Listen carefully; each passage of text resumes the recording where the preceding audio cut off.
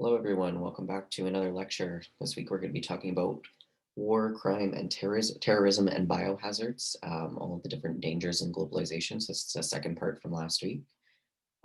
This week, there's only one chapter summary set to read, just chapter 12. So, hopefully, this will be a slightly shorter lecture, just because there's only one chapter of content that we're going through. But you've also got a couple of documentaries to watch on 9/11 and the Taliban. So hopefully those will be interesting for you all to watch. They're more recent just because of, the going ons of everything in the last year or so. And there's also an interesting reading, so hopefully you'll all enjoy that. So this week, our aims here are to further understand negative globalization and the different types of it. We're going to examine the negative global flows of dangerous imports, borderless disease, crime, terrorism, and war. And we're going to explain impacts of these flows on individuals. So that will be good examples are going to be from the documentaries and the reading as well. So there's been nothing like COVID over the last, over a century ago. So this is a really good example of a negative flow in our lives right now. And it's had a lot of devastating impacts, including millions of lives lost, long-term health consequences for some of those who have recovered, and very large economic losses being, shutting down businesses from things like air travel or restaurants, various supply chains and whatnot. And so when COVID spreads around the world, when other things spread around the world, like terrorism, having the Islamic State of ISIS spreading across, millions of people getting their ideologies and recruiting militants from everywhere around the world. Russian intelligence having services hack American computers to subvert the democratic processes. These are all kind of, broad examples of negative globalization. And so while there are many negative flows that could concern us. We're going to be talking kind of limited this week with global flows that are associated with borderless diseases, dangerous imports, crime, terrorism, and war, as I've said. So it's first important here to kind of explain this concept of negative globalization and how it's used here. So some commentators or researchers like Zygmunt Bauman go kind of too far with the idea of negative globalization, or at least further than we're prepared to go. So in Bowman's view, this contemporary era is, quote, a wholly negative globalization. It's unchecked, unsupplemented, and uncompensated for by a positive counterpart, which is still a distant prospect at best, through according some prognoses that are already a possibility. And so while there are certainly many negative aspects and flows and processes associated with globalization, we are not accepting the view that globalization is completely negative here. So there's this discussion of problems that are associated with globalization and the kinds of things that are offered in this kind of lecture and, the other negative flows that we've talked about already. But we can't, be completely blind to globalization's positive side, which is the flow of life-saving pharmaceuticals and medical personnel, that are able to, check the outbreak of the new pandemic and discuss the possibilities of vaccine creations and, other kind of health promotion things that occur within that, but also the diffusion of human rights or global movements that are promoting justice and democratization around the world. These are all positive things that we're not talking about here. Another key point then is also that what is regarded as positive or negative about globalization kind of depends on what your perspective and position is in the world. So while most of us would kind of agree that terrorism is a negative process, those who are involved in or support it are disagreeing with that. So you have people that are in ISIS that think what they're doing is the good, that's the greater good. We're hurting people because it's the greater good for everyone. Whereas from our point of view, what they're doing is a negative and it will never help anybody, regardless of what their ideals are. Another example is that some in the US and Canada, Northern global north basically see neoliberalism as a good thing, but there are shortages of others who see it as creating problems for larger parts of the world. And therefore, from that perspective, it's an example of negative globalization for us. But other people would say that it's a good thing. And even with COVID, which appears to be completely negative, some people have denied its level of destructiveness and even viewed its destructiveness as kind of an opportunity for financial or ideological gain, like winning more nationalist support to close borders.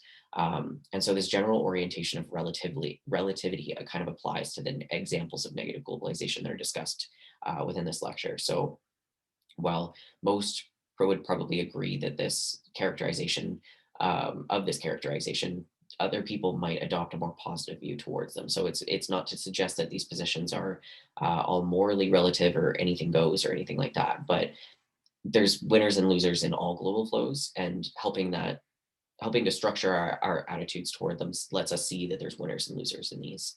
And it also needs to be pointed out that negative globalization does not involve just negative flows and processes, but also structures whose effects, at least some would, regard it as largely, if not totally negative. So for those who take a negative view of terrorism, the cellular organization of ISIS is considered to be a negative structure.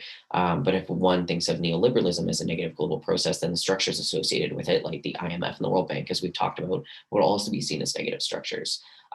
Conversely, the other way around, if it's seen as positive, then those would be positive structures. So those are distinctions that you have to make when you're thinking of the perspectives that you're taking on these ideas. And it's also worth noting that negative global flows of various kinds lead to global counter reactions. So there are global efforts, both in processes and structures, that deal with those flows. So one example of that is the development of sophisticated and continuous global surveillance techniques to deal with crime or other global pandemics or terrorism, all of those types of things. And for structures, you have stuff like the World Social Forum, which is the broadest example of the structure created to centralize efforts to deal with these negative flows that are associated with globalization, especially as those associated with neoliberal globalization. So negative globalization as a whole, you see that globalization is facilitating this flow of many negatives across borders at great speed. So as I've said, these examples include borderless diseases, dangerous imports, crime, terrorism, and war. And they involve flows and processes and structures like Al-Qaeda's cellular organization, ISIS's cellular organization, etc. So as we're talking about this, and specifically within the borderless diseases, you have to I want you to reflect on COVID on your own life and how these global flows and broader global processes are leading to the emergence instead of COVID-19, and how have these global flows been involved in the response to COVID-19? How has it been for you in this time where it's something that's so unprecedented that it's likely not going to happen again in our lives? And it didn't happen in many people's lives before us, just based on the century since the last pandemic. So consider these as we're talking about the borderless diseases here. So obviously, this is not the first borderless disease. COVID-19 is not the first to move around a lot. It's become more common in recent years, but it's not a new phenomenon. Diseases like plague, malaria, tuberculosis, or TB, sexually transmitted infections, such as HIV/AIDS. These are various types that have spread globally in the past. And there's a specific example is also syphilis, which is now spreading mainly through less developed countries. But the roots of that disease were probably in Europe, and it was spread by European colonialism and military exploits. So in this way, the disease is closely associated with French soldiers, and it became known as the French disease in some parts of the world. So it's not that it hasn't been there previously. It's just that in the past it was something else, and now it's moving into different areas depending on how the disease is flowing throughout the world. So that's something to consider as well, is that these might be, more recently considered as diseases of importance, but they previously were also in existence. They didn't just come out of nowhere. And then, of course, we also have COVID-19, which has affected all of our lives. But there are other types as well with, less reach overall. So you have stuff like mad cow disease, which is found in cattle that causes brain diseases. There are other diseases that have existed in the world that don't just affect humans. You've also got stuff like swine flu, aviation flu, or bird flu, which I don't know if anybody really remembers this, but they were big when they first started, spreading from animals to humans. And I remember as a kid, my parents getting a little concerned about bird flu and being like, don't touch any feathers on the ground. Don't go near any birds that you see in the area because they might have bird flu, because it was being hyped up as this thing that could be, a global pandemic, more damaging than it actually intended to be. Or you have the other SARS virus that occurred, the outbreak occurred in the early 2000s, that really it could have been COVID, but it just didn't get that far spread. And then you've got stuff like Ebola, which is, doesn't have a cure necessarily, but is very detrimental to anybody that actually gets it, where, you bleed from the inside out. Um, all of these examples are nature's or diseases that spread, far and wide across different groups, different people, even different animals, um, and they're hard to control. You can't really control these very easily. And so with obviously COVID has, transformed, and I've said this already, but it's also likely to leave behind a lot of lasting societal changes, even when the virus has been either eradicated or we're at the point where we're like, okay, well, it's just in our lives and we just have to deal with it at this point. You get every 6 months you go get a vaccine for it, and it's like the flu, but a little bit more serious. And so in addition to its accumulating death toll, it's left millions of people at work. It's disrupted supply chains and production of necessary goods. It's physically separated us all. We're all taking this class online, teaching it online. And so you have a lot of other celebrations that are also canceled. You have things like weddings and funerals that are not being able to be done. And that disrupts the ritual of our lives, and it changes how we see these different social interactions and celebrations, or um, times of grief in general. And so a lot of these things might not return to be the same way that it had been in the past. Like there's going to be the pre-COVID and the post-COVID way of, thinking about things. So it's going to be rough overall for everybody. And it's something that everybody's going to have, particular thoughts of, and wanting to go back to the past might not be completely possible for us. Regardless, obviously the COVID-19 virus originated in China near the end of December 2019, but it spread very rapidly across the world. And so within about 3 weeks, we had um, spots of COVID in the US, Japan, South Korea. And after that, we had Singapore and France and India and Italy and UK and Spain and Belgium. And it didn't even get to us until pretty close to March, when we all started to shut down. So there was 3 months where it was, um, free floating around and likely already here, but we just hadn't started tracing it yet. Um, and so obviously we could talk about all the different countries that had been hit pretty hard, but we saw it hit hardest in Italy, where, we had 2 days before Italy's first confirmed case, there was a major football match or soccer match between Atlanta and Valencia, and it was the biggest match of Atlanta's history. And so after that, you have, 1/3 of Atlanta's hometown packed into this stadium, and nearly 2,500 fans made the trip from Spain. So you had a lot of people going everywhere. They were going to restaurants and going to bars to watch the game. And that was likely one of the biggest, super spreader events of COVID-19 before it was, considered a super spreader.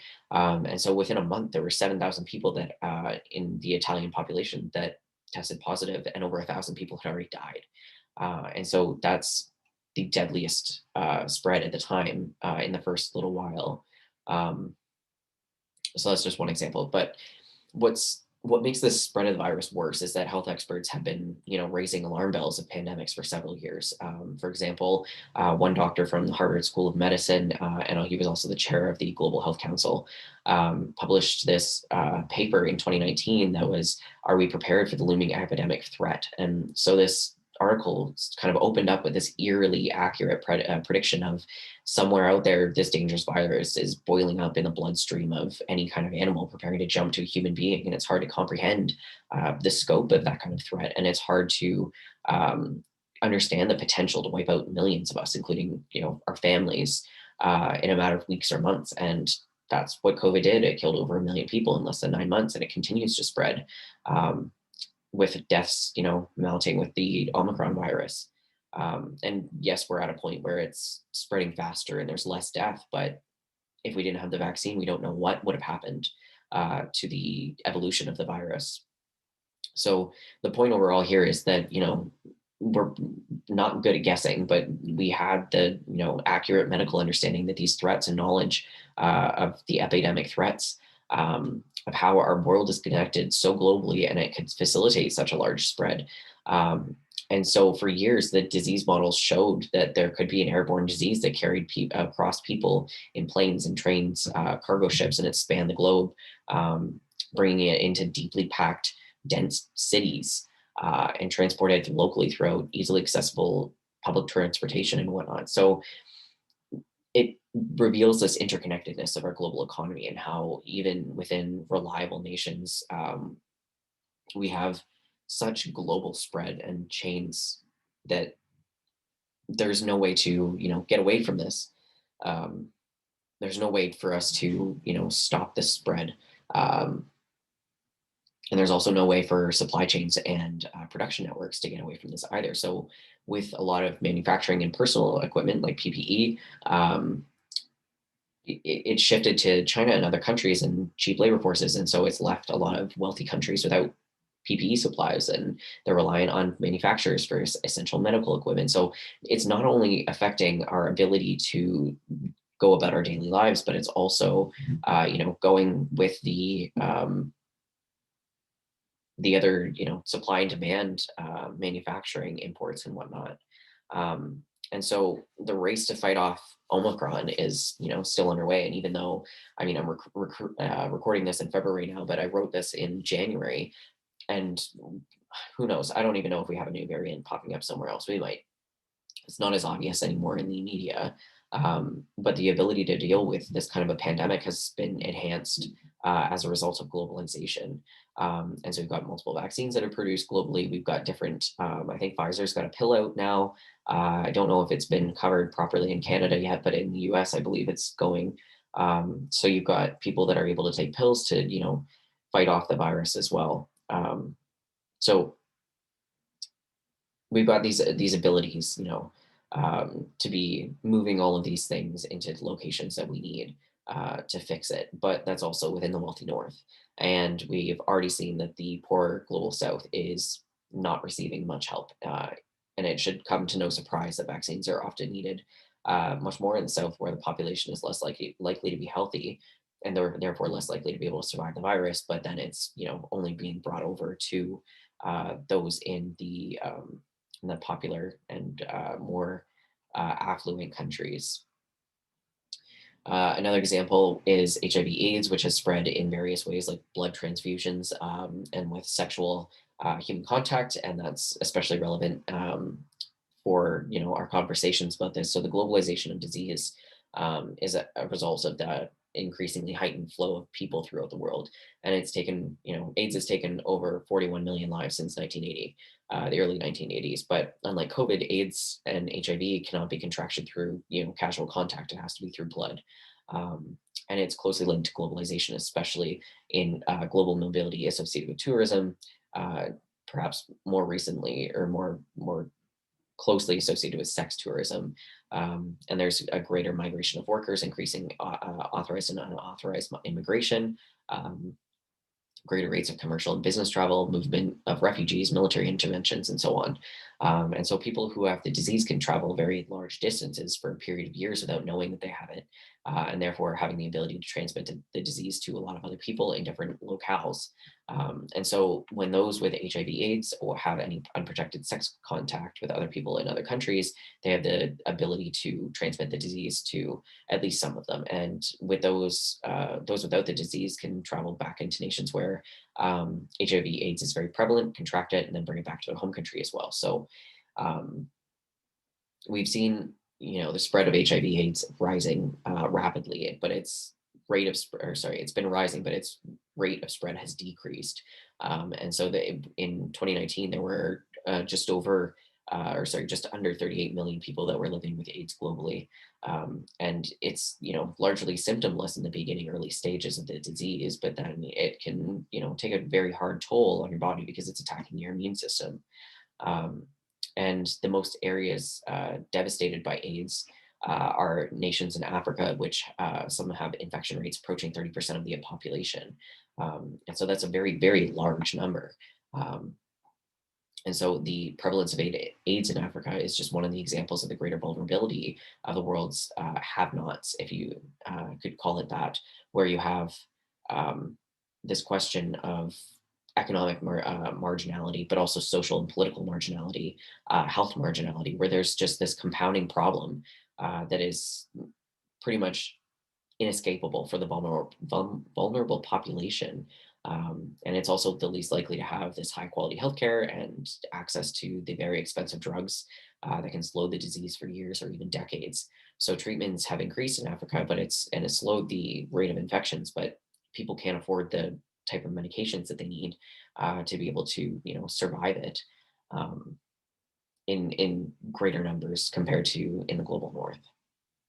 There's also been an increase in tropical diseases in Europe, which indicates that not only the importance of borderless diseases, but also that the diseases are not just restricted to the south.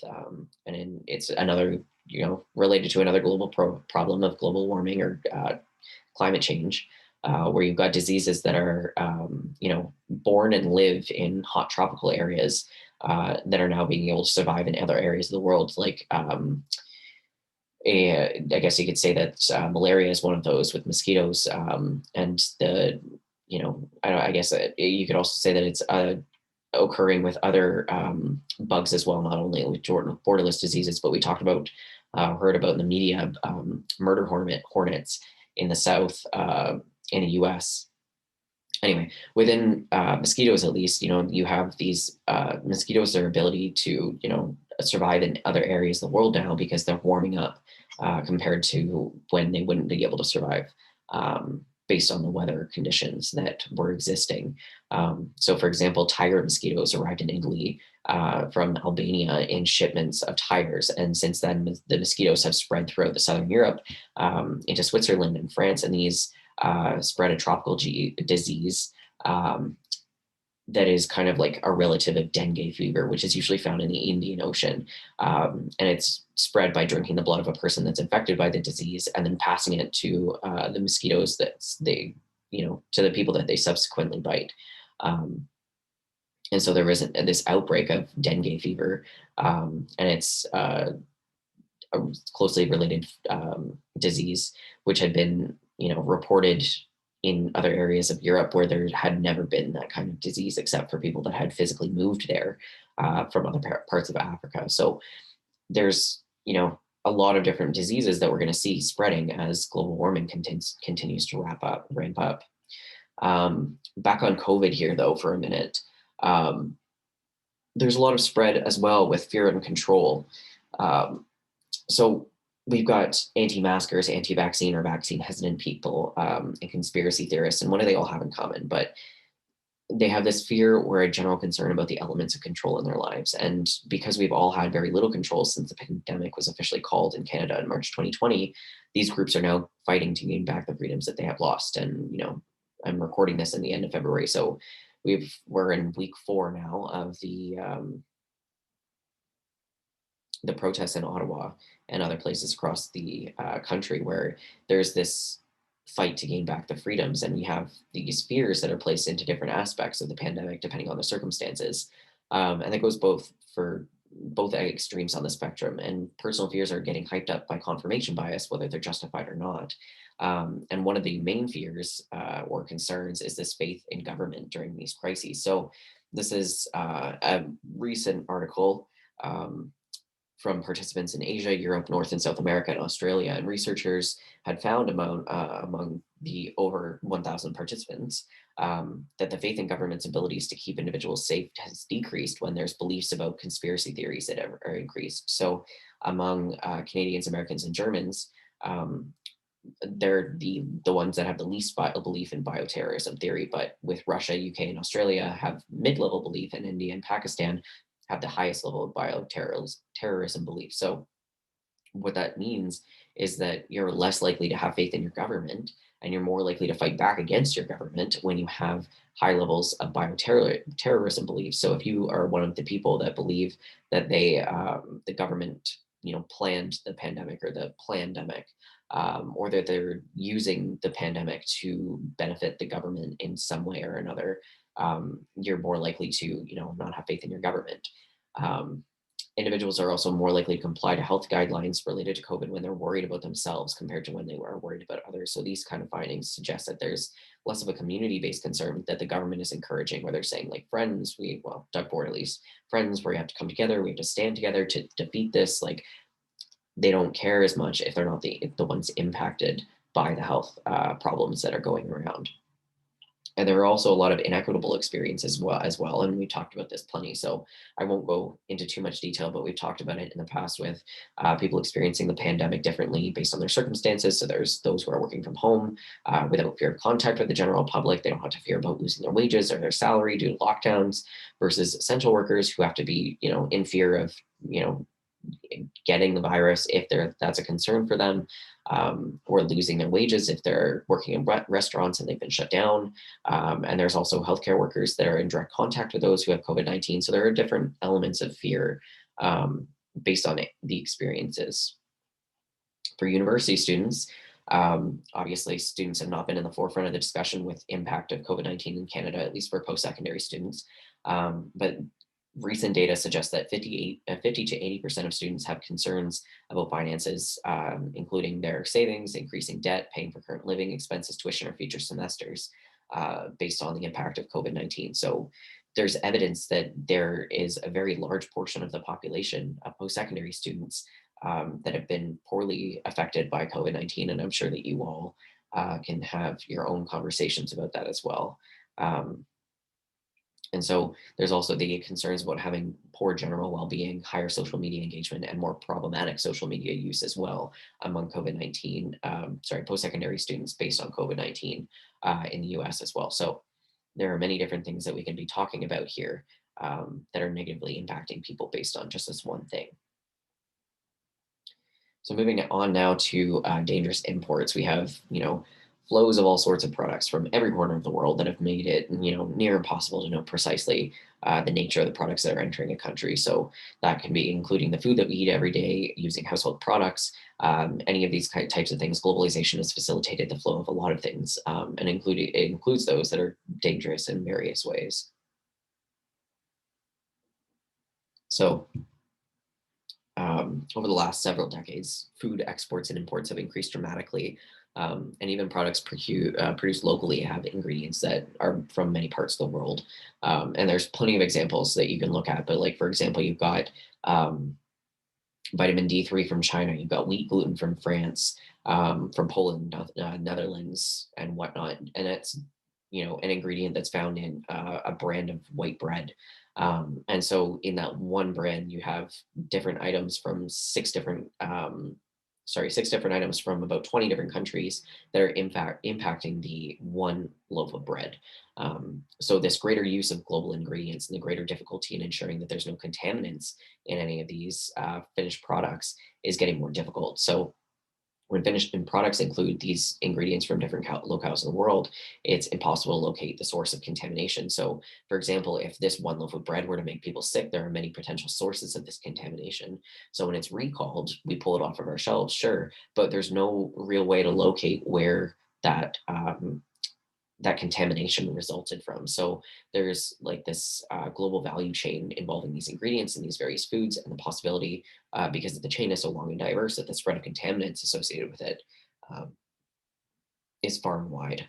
So you have to, even just with food safety, let alone other types of dangerous imports. And it also depends on where the food is coming from. So, for example, the US imports about 70% of its apple juice, 43% of its mushrooms, and 22% of its frozen spinach from China. But China food production doesn't have the same kind of regulations and enforcements that North America does. And so there's been, outcries over problems associated with them having increased this, explosion in food imports into other countries. And so there's been a lot of scandals with things like melamine that was added to pet food, where about 4,000 pets died from ingesting the food, and it's the same thing with milk and candy and different infant formulas and whatnot. So that's a huge problem in the dangerous imports, and something that isn't something that would be considered dangerous. It's not considered something that we would, be mad at importing. It's still food that we use and eat. And so other food problems as well include industrial pollution, illegal use of antibiotics, illegal drugs in other types of livestock. And in some cases, consumers, they're helpless because food labels don't always offer that kind of information about these things. And so while I'm focusing here on Chinese imports, it's also important to remember that there are many other countries which have been and still are involved in food exportation of dangerous foods. So, for example, rice imported into the US from the Czech Republic, from Italy, from Thailand. They've all been found to be having dangerously high levels of lead. The Swiss company Nestle was guilty of aggressively exporting baby formula to the South, especially Africa, even though it had very adverse effects on infants. Among others, there's water that's needed to mix the formula, which could have been contaminated. Um, and as well, you've got different chemical flows that are problematic going from different countries. So, for example, there's illegal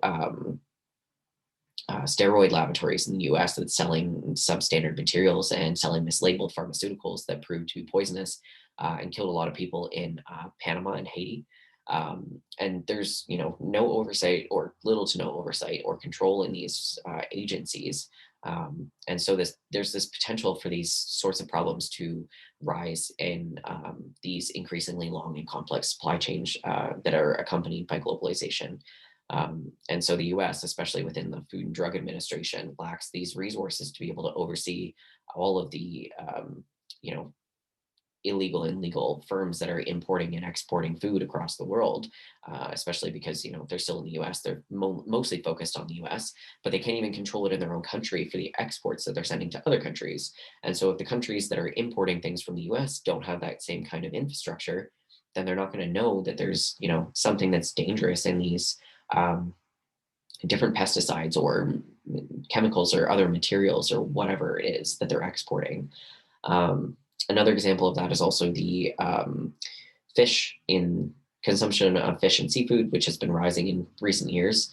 And the majority of fish eaten by people is now raised in fish farms rather than being caught in the normal natural environment.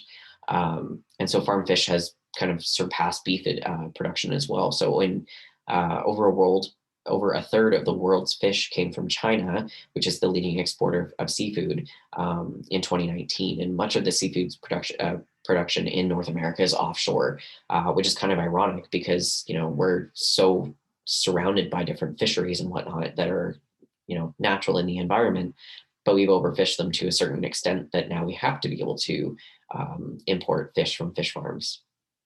But unfortunately, just like the U.S. having no control over the different um,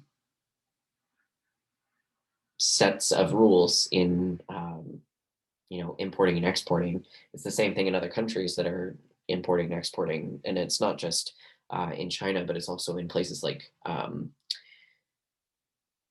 Australia, in the Netherlands, in Switzerland, in France. You could pretty much pick any country you want. There's going to have different rules around different things, um, and it's going to poorly impact other countries and groups if you can't get to the same kind of quality between them. And so that's a huge problem with all of the fish imports, especially for the US and in Canada, which is importing such a huge portion of its fish from other nations because you can only control the certain amount of the fish aquaculture industry within your area. Um, but it's also in other um, global supply chains as well. It's not just in places that we are looking to, like the big countries that we're looking to within all of these kinds of contexts. Aside from that, we've also got crime. There's huge quantities of global cross-border crime, and it's increased a lot with the growth of globalization. And while there is a lot more to the issue of crime in the global age than just the fact of globalization making cross-border crime possible or easier, obviously there's a lot of other issues with crime. But when we're focusing just on the global spread of it, which we're doing here, we can see that there's international crime that's flowed far across borders into broad areas of the world. And today there seems to be more crime, global crime, associated with the general propensity for all sorts of things flowing freely. But in addition, and perhaps because of the increase in global criminal flows, much more of the public and government attention is being devoted to these crimes. And so this attention to and action against crime flows is more increasingly global within the crimes themselves. So this growth is largely traceable to increasing concern with drugs in the US in the late 1960s and early 1970s, as well as the Western European interest in terrorism that's traceable to about the same time period. So, drugs and terrorism, and we're going to talk about terrorism separately later on, are now the top of the list of global concerns as far as crime is concerned. But others include stolen property, human trafficking, which we've talked about previously, fraud and cybercrime, commercialized sex, extortion, racketeering, money laundering, and corruption. And as noted previously, the global pandemic has highlighted problems of counterfeit PPE and testing kits.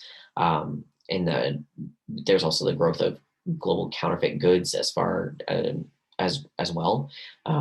And especially notable is the rise of globalization with changing forms of existing crime. So we've got developments of new forms of crime like cybercrime, and all of those that are involved in these flows, including human perpetrators, but also human victims, child victims, and whatnot. There's various sorts of illegal things that are flowing without having to set on just one part in crime. And so these illegal flows have been aided in this decline of the nation state and its increasing inability to stem or even stop these flows. And so when investigating money laundering, for example, a transaction that might take only an hour to complete and involves banks from several different countries, it will take law enforcement more than a year to untangle this 1 hour of crime that went on. So it's very difficult to get a control of the different types of crime. It takes a lot of effort to go through to stop these kinds of things. And you've also got global criminal cartels that are structured to have, to better expedite these illegal flows and to increase the profits that are coming from them.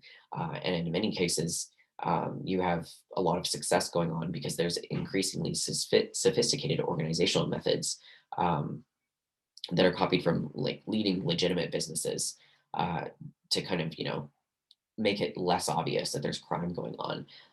And so new technologies have been employed to make some criminal flows more successful, including stuff like the internet and the dark web, which includes stuff like, pornography or internet scams, email chains, phishing.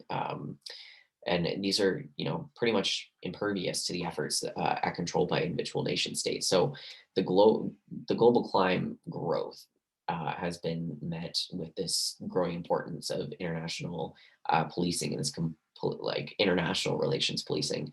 And that seems kind of like a simple story of increases in global crime is being met by increased global policing, but it's more complex with that because, as with all stories that relate to crime and effort, in its effort to control it, it's more complex than that. You have a lot of complexity coming from the growth, coming from the fact that most policing is remaining within nation states and it's generally insulated from international relations and foreign affairs. So these international efforts are essentially limited.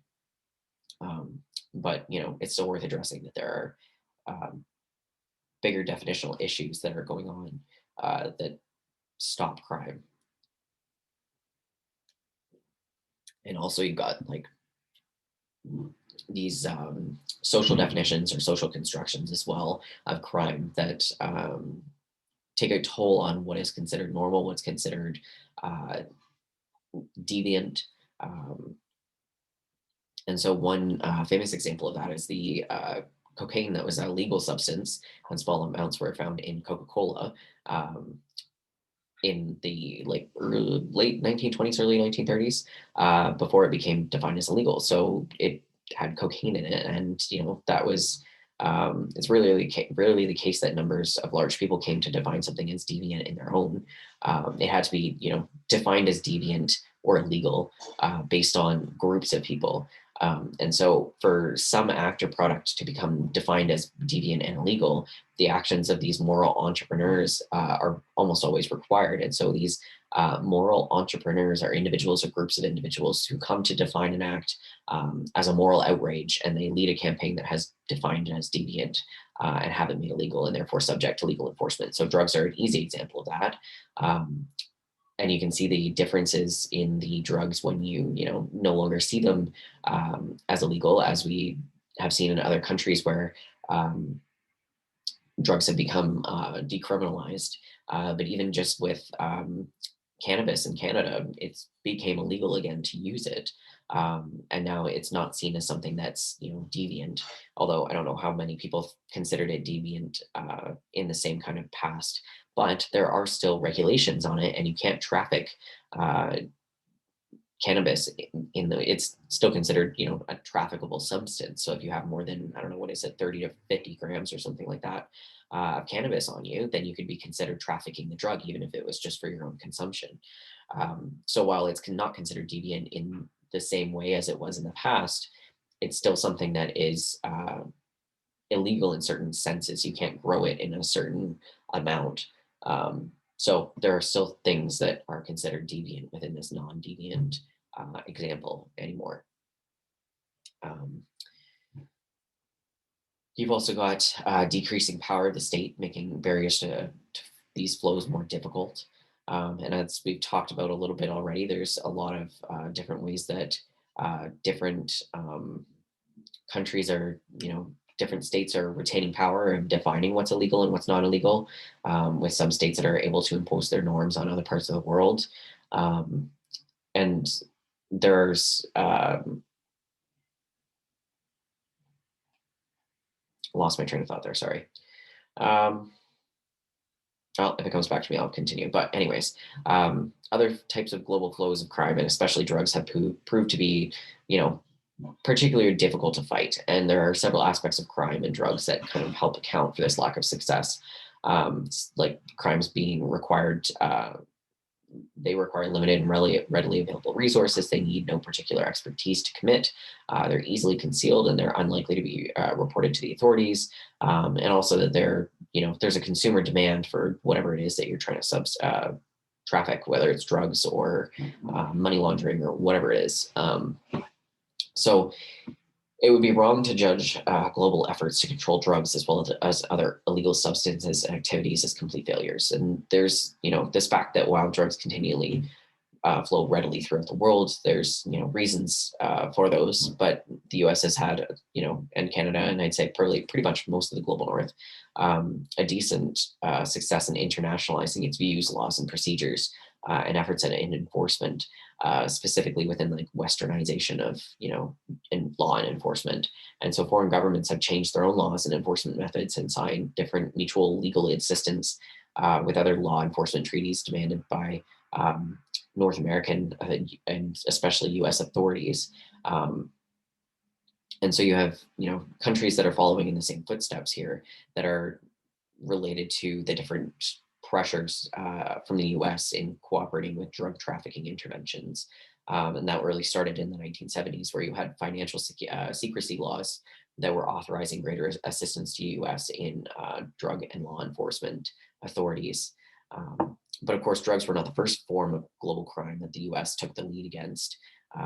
It was, readily apparent during the first decades of the century in shaping foreign and international approaches to white slavery during the Cold War era, with respect to export on control on weapons and other sophisticated technology starting in the mid 1980s, with regulating the securities market, but in particular within the criminalization of insider trading. And we also have seen since 9/11 this dramatic erosion of various distinctions in the world with crime and elsewhere that have existed for decades, if not centuries. So, for example, you have this distinction between law enforcement and intelligence operations that have eroded as authorities kind of seek to gain intelligence on potential terrorists to kind of stop the terrorist attacks and catching or, kill people that are defined as terrorists before they get to the chance of, actually committing the terrorist act. And there's also, the fact of border control, especially between the U.S. and Mexico, that has become, a matter of surveillance along the border. And in immigrant communities in the U.S., it's, they're using surveillance techniques to better enforce laws against undocumented immigrants. And in the process, many immigrants have been defined as criminals, apprehended and returned to Mexico before they've even had a chance to do anything in the country. And so it's important to kind of note this selectivity involved in all of this, since far less attention is devoted to the surveillance on the much larger, longer border with Canada, and then those that do cross the border without authorization, which is much less likely to be defined or apprehended as criminals, just because Canadians are defined as being different than Mexicans. So that subtle racism that's going on um, in defining who is a criminal and who's not a criminal. Um, but the globalization of policing did not simply occur as a consequence of 9/11, but rather it was still underway as a result of the forces that were going on before the event even occurred. But the globalization of policing did change after 9/11. So, for example, we've witnessed this accelerating decline in the distinction between law enforcement and security in the US. Um, Another, for example, is this the different airport security treaties. Well, I guess they're not really treaties, but these international airport regulations of who needs to be tapped for whatever pat downs and whatnot, and having these different rules and regulations in place to see who's going on planes and keeping track of everybody that's going on, but also having very extensive security measures as well. Um, Prior to 9/11, you didn't have to take your shoes off and walk through all of these different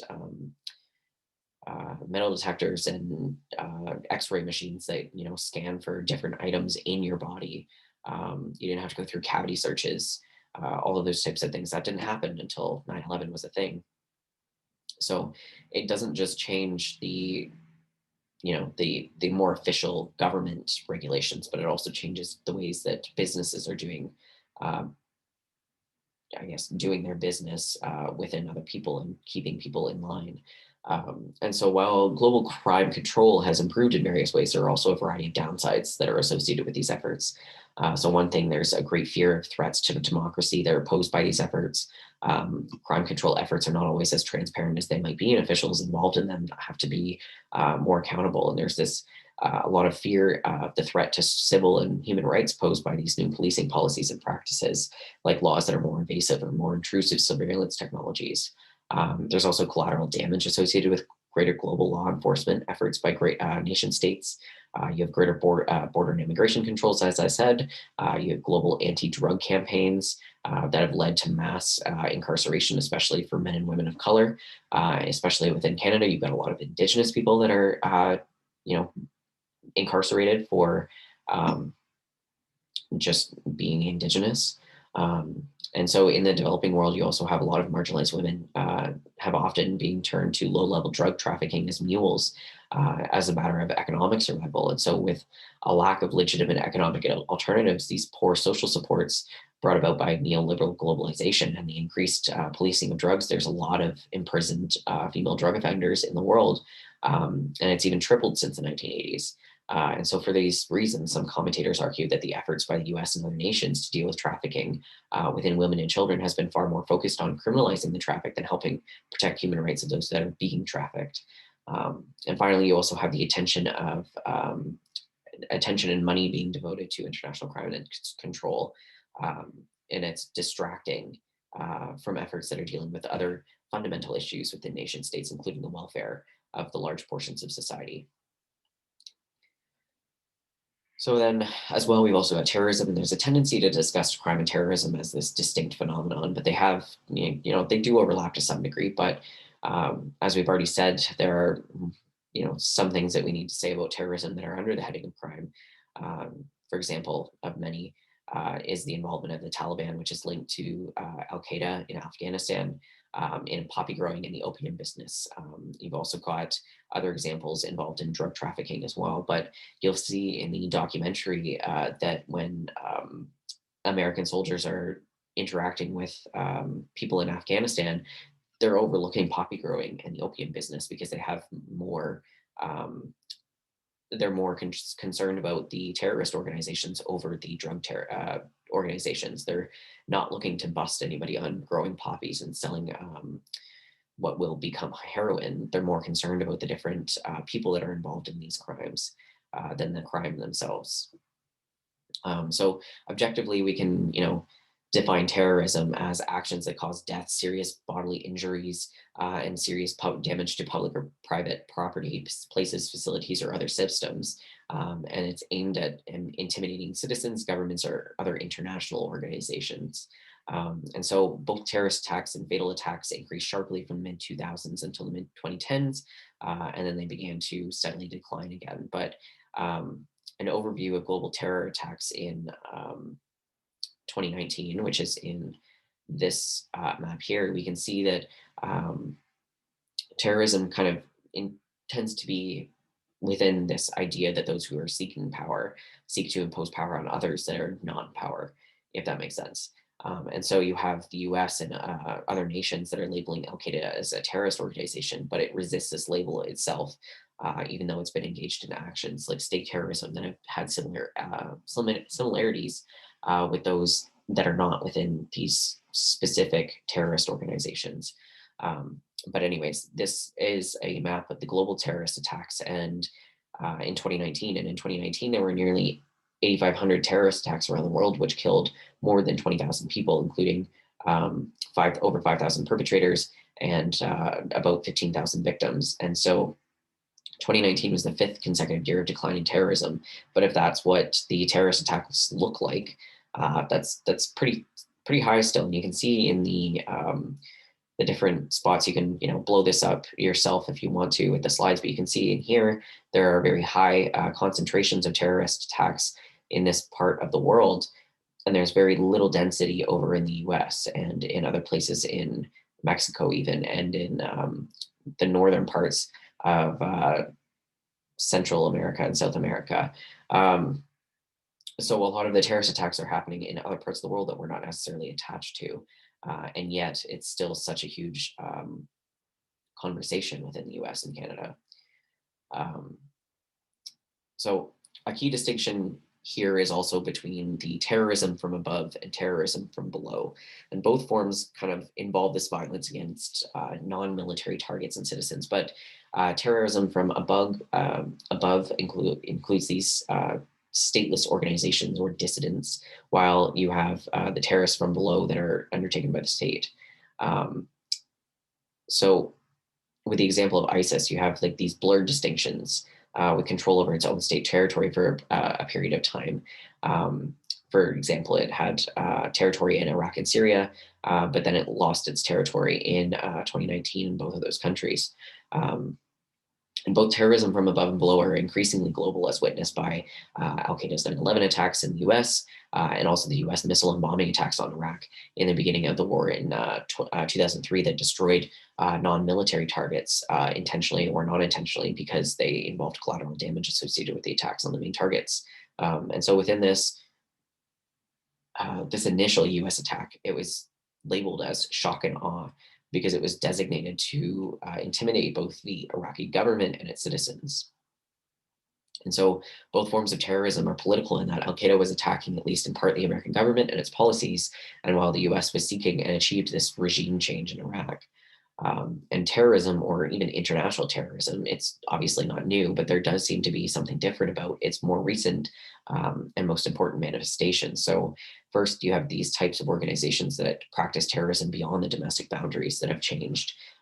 So from the 1960s until about the early 1980s, you had primary groups engaging in terrorism across state borders that were, solidarity groups. So for example, Western European groups attacked important symbols in solidarity with marginalized groups in other countries. In the US, there was radical leftist weather underground that directed the bombings and arson in support of the Viet Cong during the Vietnam War. And while few leftist terrorist groups remain today, those that do don't typically practice international terrorism, but rather, regular state terrorism, I guess, if you can call it that. But there's also been a proliferation of violent white supremacist organizations and other right-wing extremists as well. And so a second important change in terrorism is the terrorist organizations and global aspirations and reach. So for example, traditional militant Islamic groups have focused on capturing state power and revolutionizing national societies via the state. And even if nationalist groups engage in terrorism in nearby countries, it's in service of the nationalist projects. So in the case of Al Qaeda, Al-Qaeda, it actually criticized leaders of their groups in their focus for national issues. And their leaders only cared about the local national conflicts to the degree that they're, manifestations of global struggle. However, ISIS still values physical territory as well. But both Al Qaeda and ISIS have set up local affiliates in regions around the world in efforts to spread their global ideology. And certainly, the earlier terrorist organizations had global aspirations and reach. So, for example, Jewish terrorists sought to bring their grievances to the attention of a global audience. However, while Al Qaeda and increasingly ISIS achieved its status as today's more, I guess, you know, common terrorist organization, if that makes sense, throughout attacks on Western and American interests. So obviously, we're very ethnocentric and we're very idealized in our own world here in North America. So it's kept our attention across the world whenever ISIS or Al Qaeda is mentioned versus other terrorist organizations throughout the world. Because it's not like those are the only two across the world. It's just those are the ones we hear about the most because those are the ones that we are most concerned with. You don't hear about the homegrown terrorists in the U.S. as much, or in Canada as much, within white supremacy, because those are not something that we're overly concerned with. Um, Although we, should be, obviously, because these violent white supremacists have a history and these linkages to other groups, and they're obviously still terrorists in and of themselves. Um, and I've seen a lot of rising of violent white supremacist groups in Ukraine and Russia, but considering with the Ottawa protests, we've seen Nazi flags, Confederate flags, swastikas, and whatnot. White supremacy is alive and well in Canada, and we're just not addressing it in the way that we probably should be. Um, and so, while there's earlier terrorist groups that are operating largely because they had little choice to operate where they wanted to. They were operating in their home territory. But today we have terrorist groups that are much freer to launch in everywhere in the world. So their attacks are taking place in places in global cities like New York and London, Madrid, and they're usually aimed at highly symbolic or even iconic targets like World Trade Center, the London Bridge, the Madrid train. There were failed bombing attempts in the New York Times Square in 2010. And if they're successful, the attack is guaranteed media attention throughout the world because they're in these big locations, these well-known locations. Another very distinguishing characteristic of today's terrorist groups is their greatly enhanced ability to get their message across, often almost simultaneously or instantaneously, to a global audience. So before, earlier terrorist groups were, trying to do that, but they didn't have the same means to get you know, their message across. They could, get headlines around the world by getting news attention, media attention, but they didn't really have control over what the messages were that were communicated to others.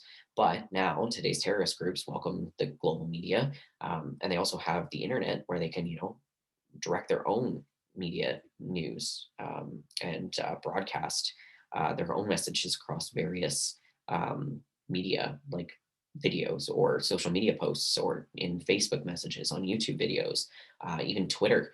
Um, so even these groups are able to, join these different groups. Like violent white supremacists have joined Islamic extremists in leveraging these sources of recruitment and spreading their propaganda across the world. So these more recent terrorist groups are being distinguished by their increasingly sophisticated use of these communication channels across the globe that were unavailable to earlier terrorist organizations.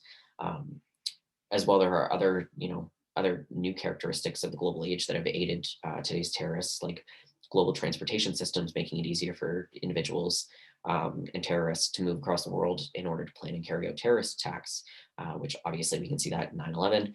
There's more porous national borders and the ability to, the inability of nations to control their borders as they were previously, making it easier for terrorists to move freely throughout the world. Third, you've also got the reactions against globalization that have produced and solidified these broad political alliances that are readying audiences for the ideas and actions of terrorist groups. And finally, there are earlier forms of terrorism, especially during like the heyday of the Soviet Union and its efforts to expand globally, that tended to be more narrowly ideological in nature. And so today's terrorists are based on these broader appeals to ethnicity and to a wider set of grievances across this process of globalization as a whole.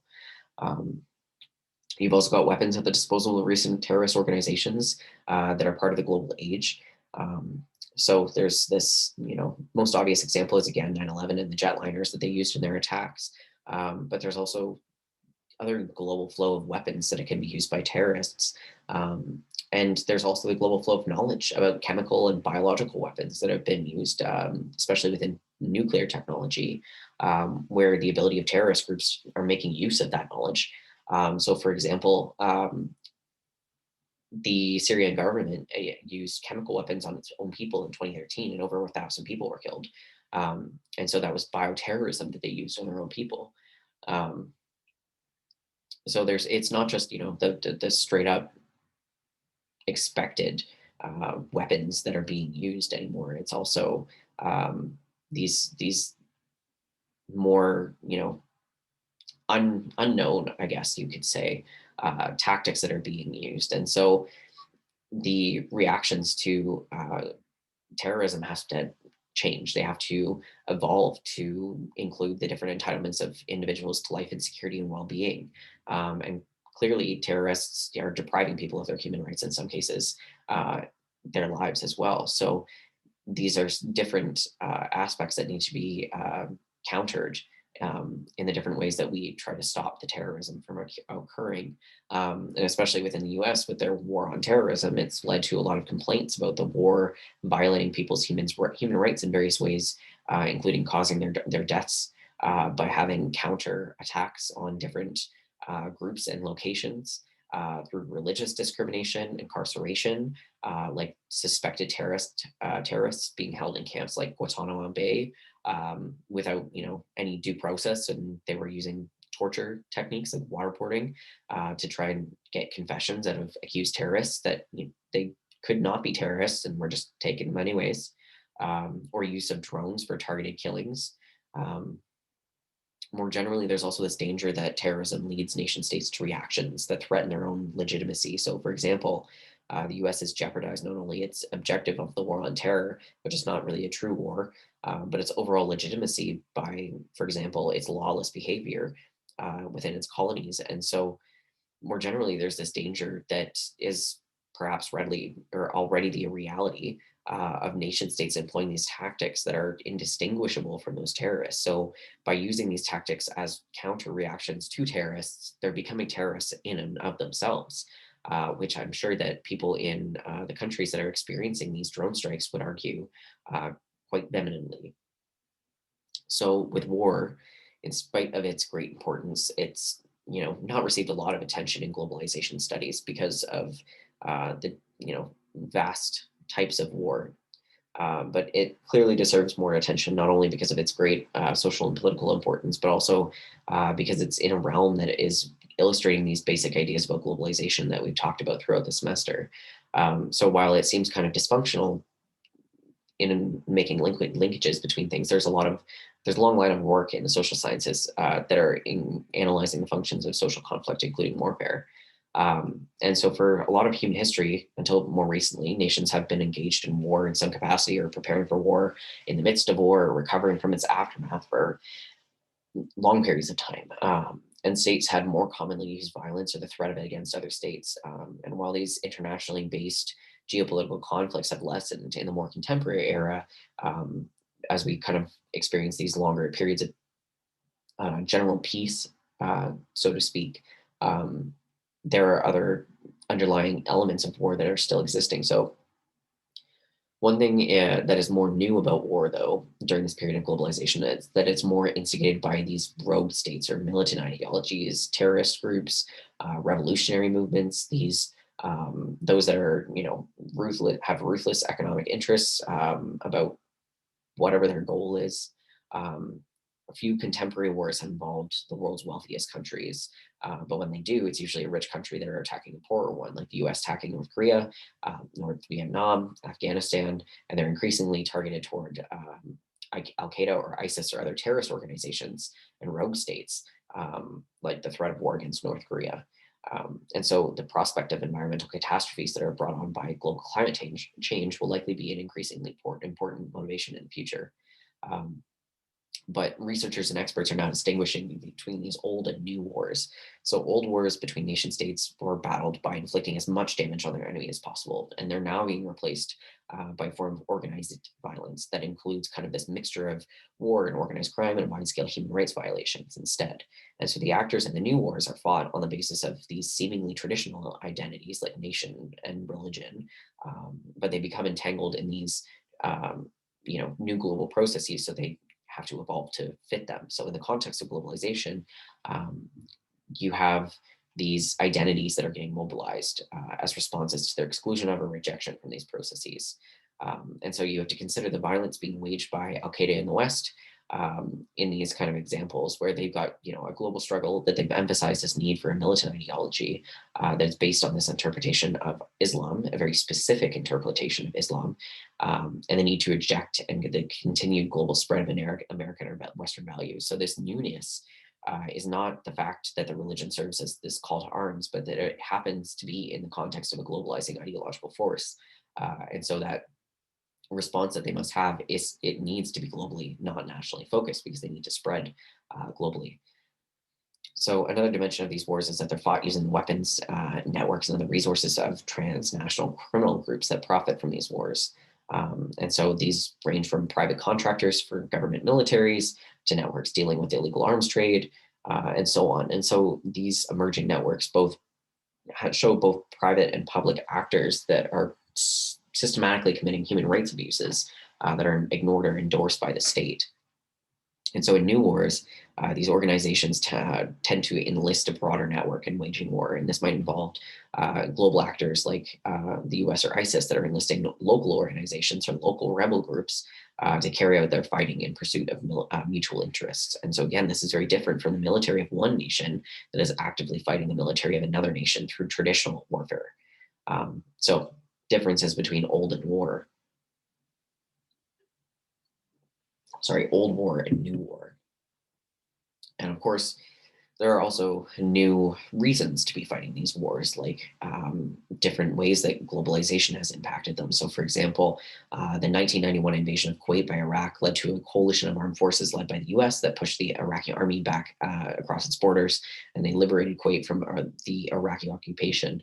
And many other countries involved in the military coalition were involved in relations with Kuwait because it's a very large oil producer. And so the Iraqi invasion of Kuwait was seen as not only a threat to the relations of Kuwait, but also the oil producing nations in the region. So that, intimately related to the global flow of oil of this one war, it developed, differences across the dependency on the steady flow of oil. So the invasion of Iraq in 1991 demonstrated that, once again, nations, especially the US, which was the most dependent on that oil, are willing to go to war to keep the oil flowing. And these flows of arms and materials, to say nothing of troops, were also necessary to conduct the war. So there are many examples of different reasons for why warfare is going on, but is it possible to conclude whether globalization makes war more or less likely? There are those who argue that there's this increasing economic bonds that accompany globalization that are likely to mean kind of this reduction in the likelihood of warfare. So nation states are unlikely to sacrifice their valuable economic relationships with other countries by going to war with one another. But on the other hand, the economic gains of war may seem so great that nations may be more likely to engage in warfare, no matter what the consequences are for their relationship to the other nation states. Then there's also this huge global market for and the flow of weapons of all sorts, new and used. Such a huge market serves to make these weapons increasingly inexpensive, and they could be acquired easily and quickly. So that's another factor that we have to take into account. Another factor making war more likely to engage in the age of globalization is time and space compression, which we'll talk about a little bit more next week. But this time and space compression make it easier to engage in warfare within other countries. So militaries can be mobilized rapidly, and they can be moved across great distances very quickly and easily, which allows them to get to places to start the war faster. You've also got new global technologies that are making it possible to wage the wars that are thousands of miles away without being physically present. Again, which we'll talk about next week, but drone strikes are an easy, or sorry, I guess it's this week, it's next. Um, on the next slide here, but you have a lot of different technology that is now being used to, start wars that are changing the ways that we're existing. And so technology makes it very possible to perform different types of wars, like information wars and cyber wars. But even in physical wars, we have things like drones that are allowing us to, strike in other countries that we wouldn't physically be there otherwise.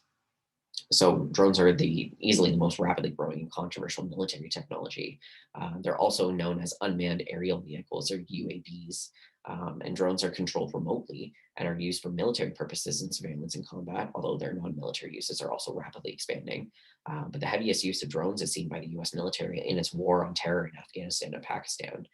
For example, a missile from an American drone killed the leader of the Taliban in Pakistan.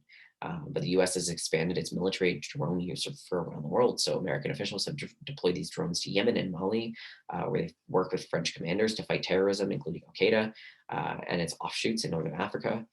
Drones fly surveillance missions, and tons of other uses for them. Um, but American officials are reporting that the advantages of drones include their accuracy, and reduced risk to its own military personnel, making them more effective in warfare. But critics, including those that are attached to the UN in counterterrorism and human rights sections of the UN, note there's a lot of civilian casualties that have resulted from these seemingly accurate drone strikes. So, for example, the first known drone strike in Yemen that was authorized by former President Obama resulted in the deaths of 14 women and 21 children.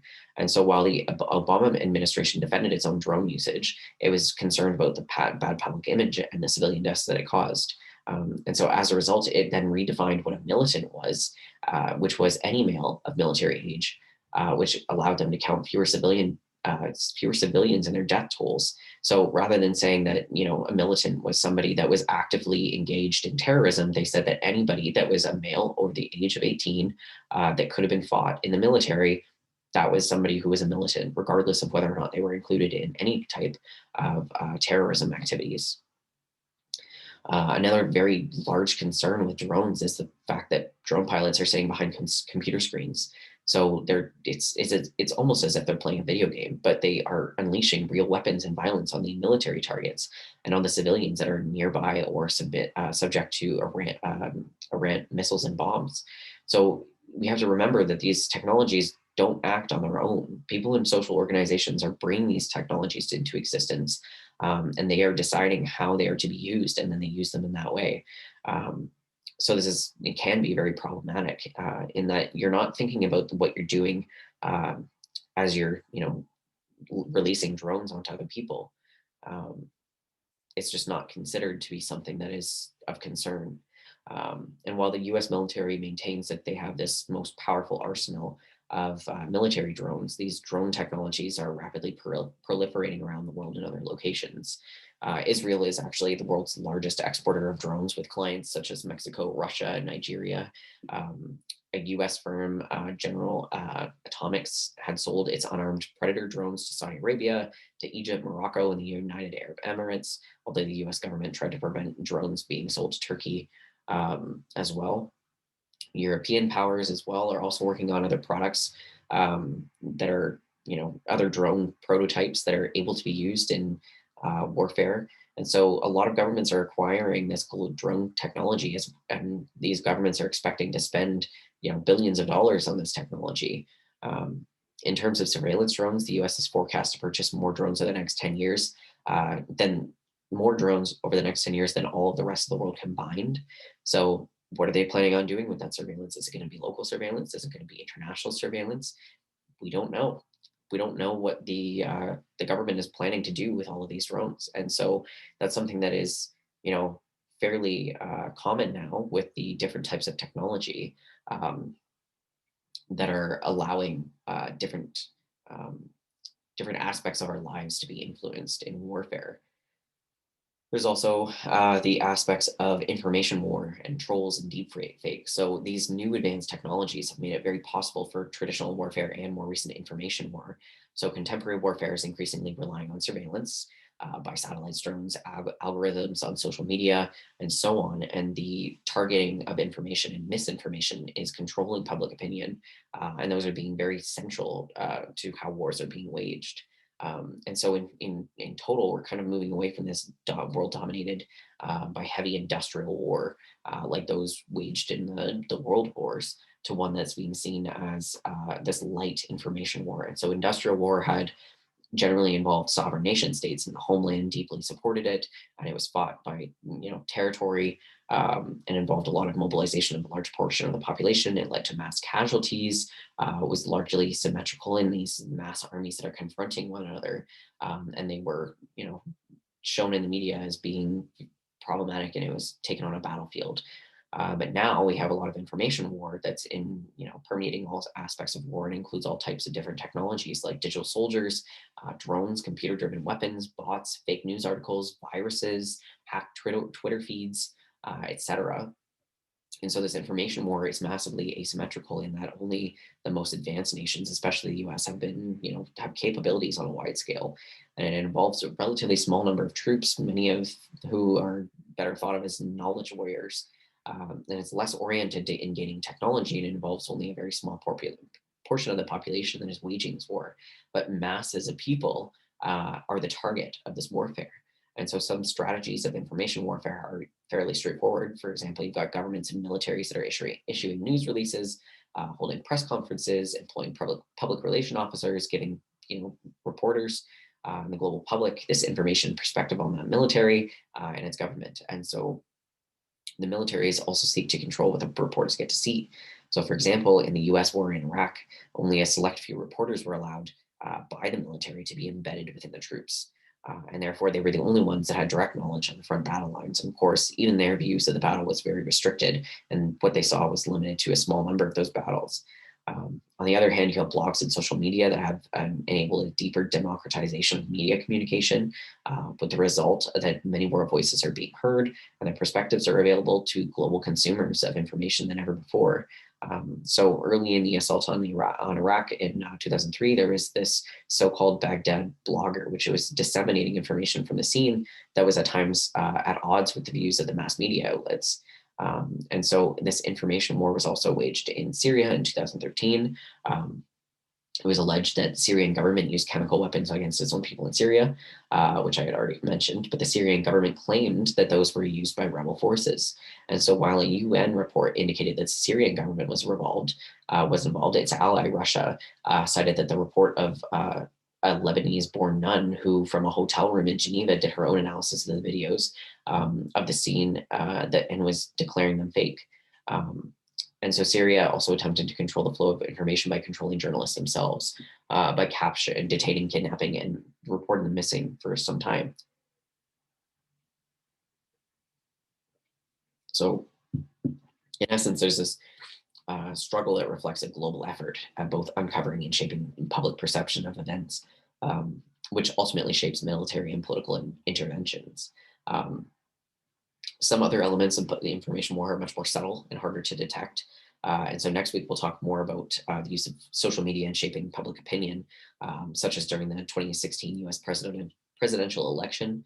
But the information war is waged in the domain of public opinion. And so we can also target information channels through government and military targets as well. For example, the sophistication of Russia's information war against the US escalated following the 2016 presidential election, moving beyond simple email hacks to gain information. And Russian hackers quickly began targeting Twitter accounts at the Defense Department. In other examples, you have the FBI and the CIA learning that Russian hackers sent custom tailored messages to the Twitter feeds of 10,000 Defense Department employees.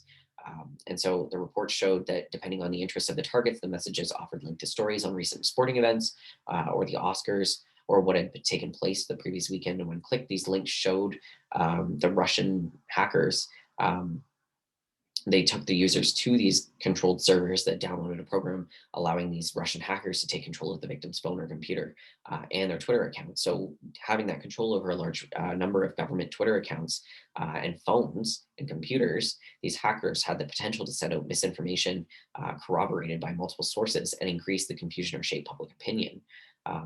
And other increasingly common strategies in the subtle information warfare is the use of trolls and deep fake videos. So online trolls, as you all probably know, are people that are posting inflammatory or digressive comments in an online community with the intention of causing an emotional reaction, disrupting conversation, and promoting social division. And while some trolls post comments for their own personal entertainment or goals, trolls are also employed by some governments in informational warfare. So famously, Russian trolls have been used increasingly on campaigns around the world, especially in the US, although China is also rapidly developing their own troll army as well, among others, in different countries. But in the lead up to the US election in 2020, Russian trolls were targeting COVID-19 and racial tension in the US.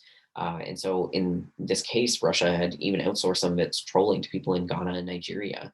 And so, posing as Black Lives Matter protesters, these Russian sponsored trolls posted comments and images to provoke racial tension and violence. And so, for one example, these Facebook posts were linked to a left wing conspiracy site and promoted violence toward a Republican state senator, proclaiming someone needs to take that senator out. And so, these trolls allowed their posts to reach hundreds of thousands, perhaps even millions of people worldwide, just by posting on social media. Um, so as this computer software and AI improves or artificial intelligence improves, we're also going to be seeing deep fake videos that are all becoming increasingly common, more common than they already are, where the technology is quickly becoming so sophisticated that it's nearly impossible to tell the difference between a fake and authentic video.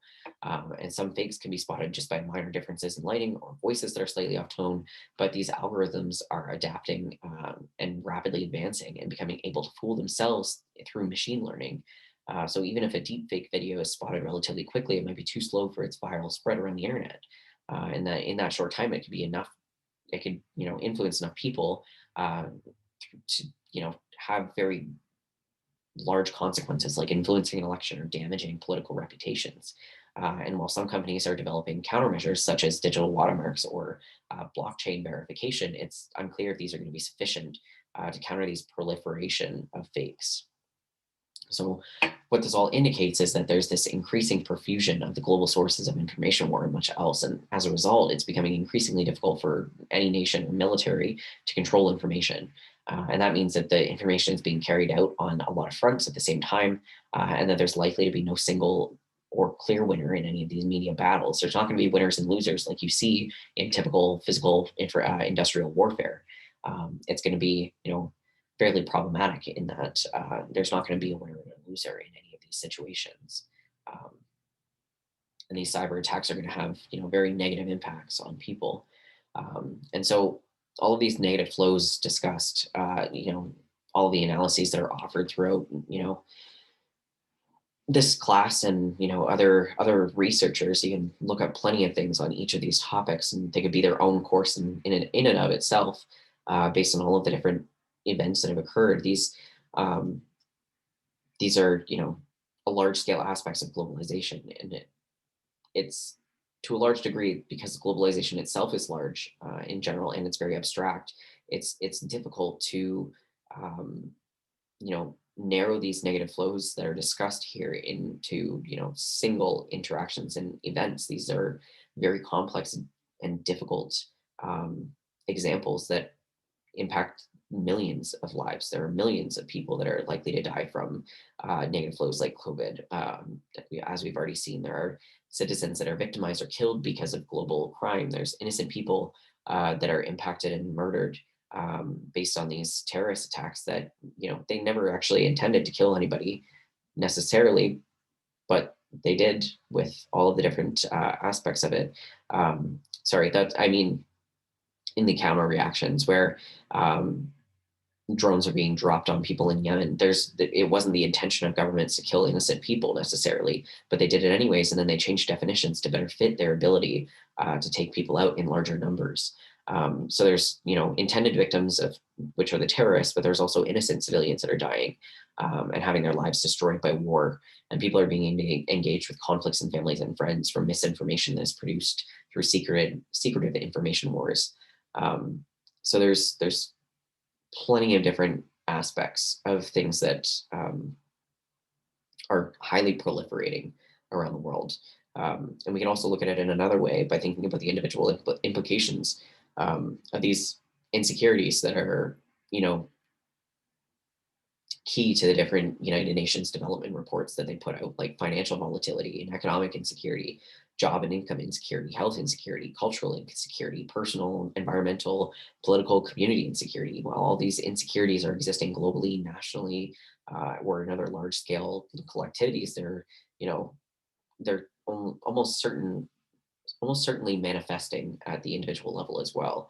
And so individuals are suffering these global economic crises and in global wars and fears from things like contracting COVID-19 or AIDS, having hostile neighbors, having identity theft, the effects of global warming and being caught up in different types of turmoil associated with a failed or failing state. And so researchers like Lemert and Elliott have gone so far as to argue that globalization is so toxic to individuals and their emotional lives, and that the authors see there's a variety of personal problems that are resulting from globalization, like hyper individualism, privatization, and this decreasing solidity and durability of personal identity. Although that they also recognize that globalization is bringing with it the possibility of more open, flexible selves. And overall, they conclude that people are being emotionally damaged by these new globalized individualism and globalization in general, at least within its negative aspects. So there are a lot of negative aspects of these negative flows that we're thinking about them more in this global context. But you also have to think about the fact that, as I said earlier on, you have to reflect and think about the different ways that they're impacting you in your life as well. So as a summary here, we have all these different points. I'll let you read them to save myself some talking. If you have any questions, feel free to reach out. Next week, we have the second quiz due. It's going to be available Monday to Friday until midnight at Friday on Blackboard. Please remember that it's in the assignment tabs on Blackboard. You don't have to use Lockdown Browser to do the quiz. It is free and available throughout the week without having to go into there. So I'll leave it at that for today and see you all next week.